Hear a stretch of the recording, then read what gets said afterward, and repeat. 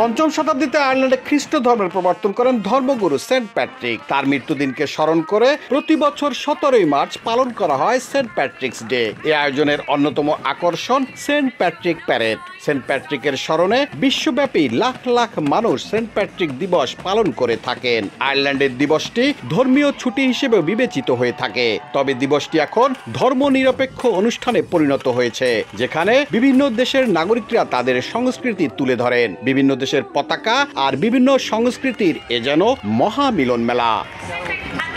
সবাই যেন এক সুতোয় বাঁধা। ধর্ম, বর্ণ, জাতিতে স্থানীয় সরকারের নেতৃবৃন্দরাও শুভেচ্ছা জানিয়েছেন আগতদের। And you're very welcome to Galway for our St. Patrick's Day Festival, or St. Patrick's Day Parade. I'm here with Councillor Helen Ogbu. I'm the Mayor, Councillor Peter Keane, with Councillor Helen Ogbu, and we're delighted to be saying a few words to your channel today and to welcome you all to Galway for a fantastic festival.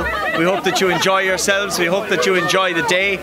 Stay safe and please come again, and we're delighted to have you. Thanks very much. We're in Eyre Square after having a wonderful St. Patrick's Day parade. All communities in Galway have turned out in huge numbers, record-breaking crowds here in Galway, and it's wonderful to have the Bangladeshi community part of that. This is the beginning, so there are lots of activities today, and so enjoy it, make fun and meet new friends as well. বিশ্বের বিভিন্ন দেশ থেকে দিবসটি উদযাপন করতে প্রতি বছর বহু মানুষ আয়ারল্যান্ড ভ্রমণে আসেন।